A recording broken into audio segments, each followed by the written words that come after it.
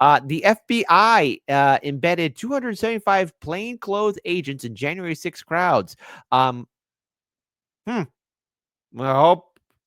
I hope it doesn't upset our YouTube overlords. We don't want that to happen, but let's go ahead and pull this up here. Our wonderful, oh so fantastic FBI overlords. Here's what they're saying.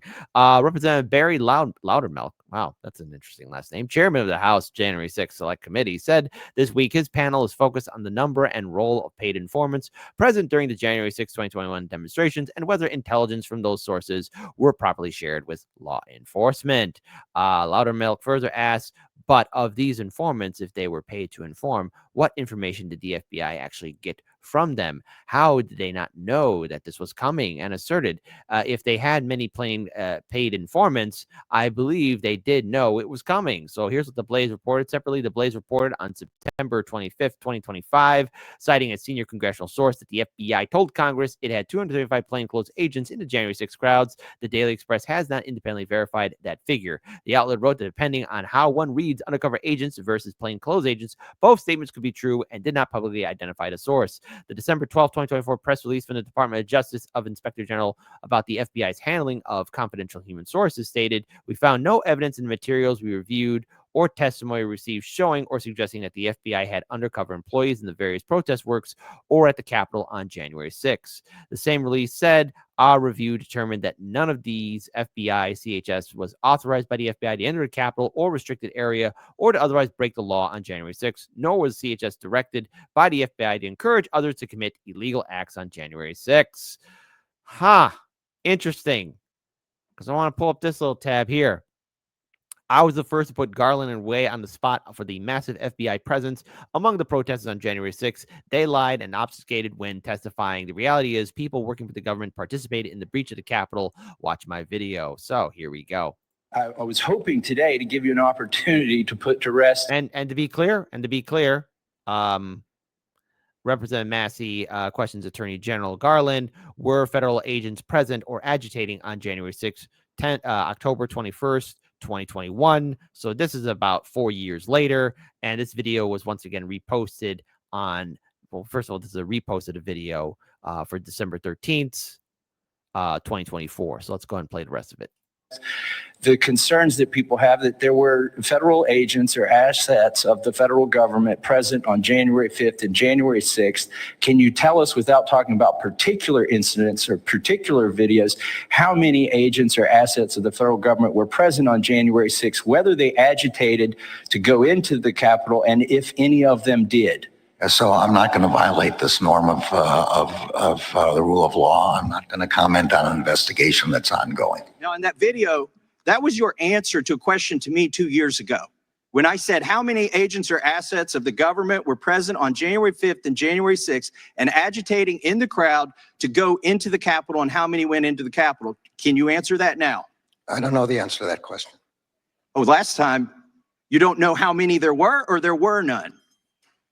I don't know the answer to either of those questions. If there were any, I don't know how many. I don't know whether there are any. I think you may have just perjured yourself that you don't know that there were any.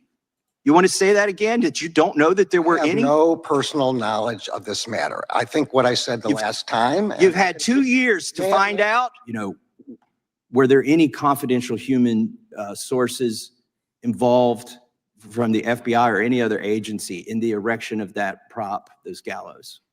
I'm not aware of anything like that. Inspector General Horowitz, over. So in other words, people know, but they don't know. They're pretending to forget.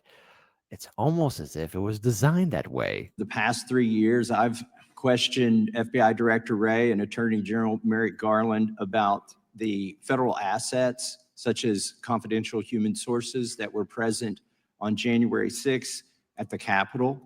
And they have continuously stonewalled me.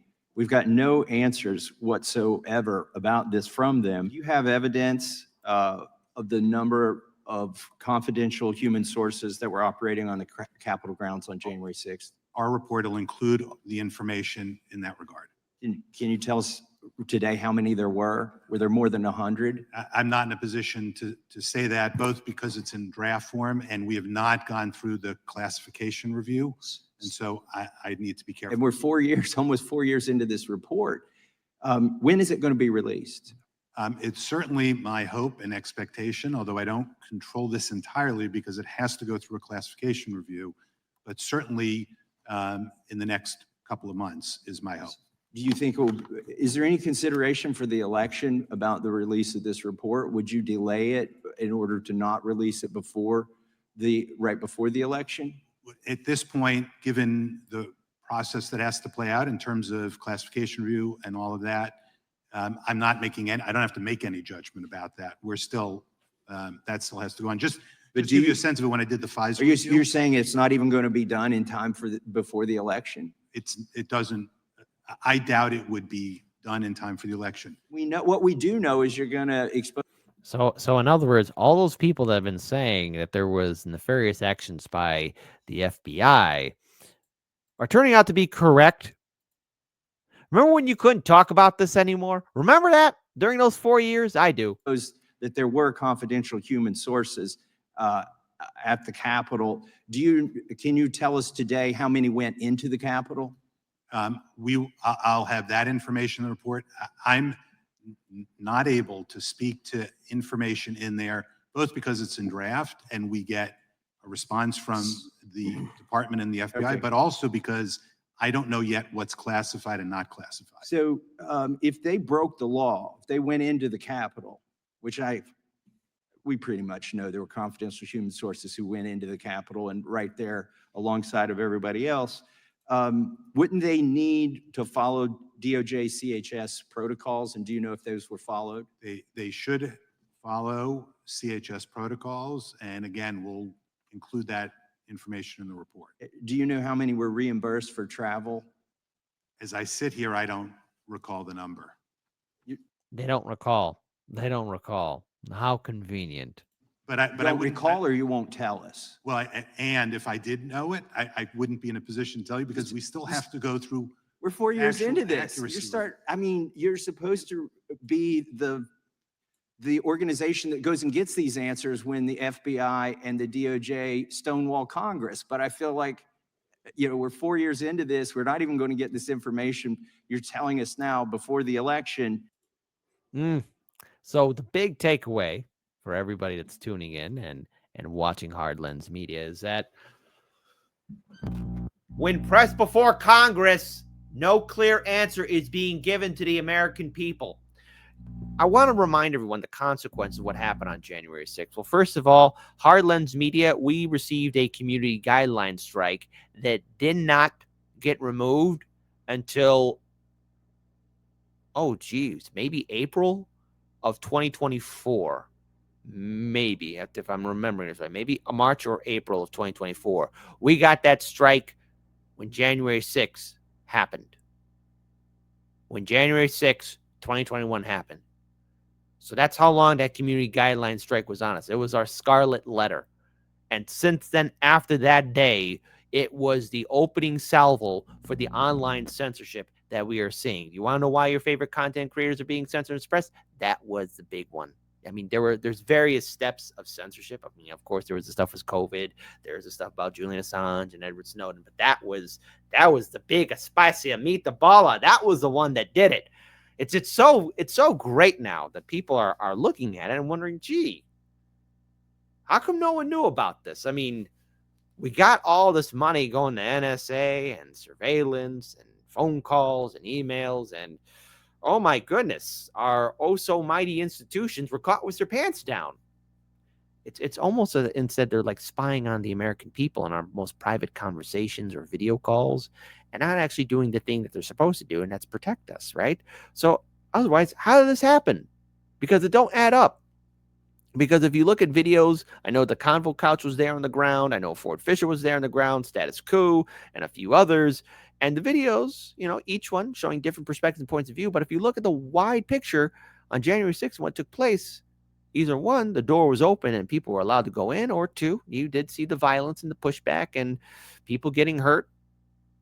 But then after January 6th, it wasn't the Julius Caesar crossing the Rubicon. It was just a blip on the radar that only just allowed that blip to become a big sonic boom for further suppression for speech online.